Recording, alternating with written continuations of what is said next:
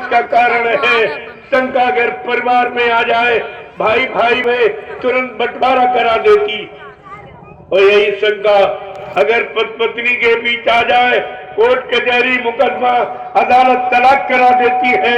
इसलिए शंका से बचने के लिए त्रेता युग का इतिहास आप सबके लिए लिखा गया। वो विद्वान ब्राह्मण रावण 4 वेद 6 7 18 पुराणों का ज्ञाता, तुम इतने ज्ञाता भी नहीं।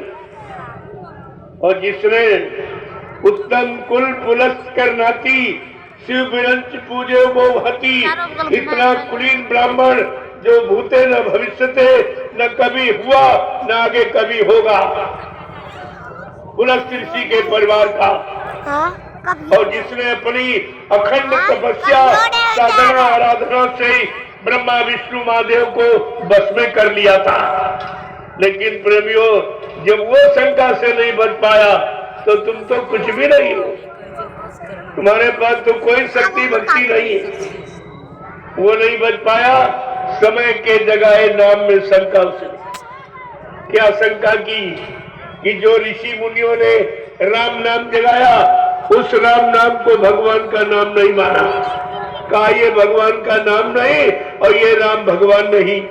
बस इसी शंका में सोने की लंका चली गई। शंका में लंका खो बैठा। और तुमने समरस सदगुरु में शंका की, उनके वचनों में शंका की, और तुमने गुरु की दया खो दी। ये तो बहुत कठिन है। बेया तो रुपए पैसे से मोल भी नहीं मिलती। तो आपने अपना कितना बारी नुकसान किया, और आज भी तुम्हारी बुद्धि में नहीं आ रहा कि हमने नुकसान किया कि नहीं किया। इसलिए शंका से बच के रहो। शंका डायन कान खाया, जो जग जाए न व्यापी माया। कोई ऐसा नहीं है जिसको शंका निर्दशा न हो।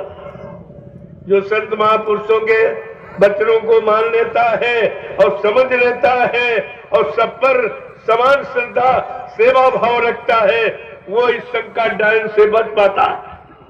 मैं इसलिए किसी को छोड़ा नहीं है।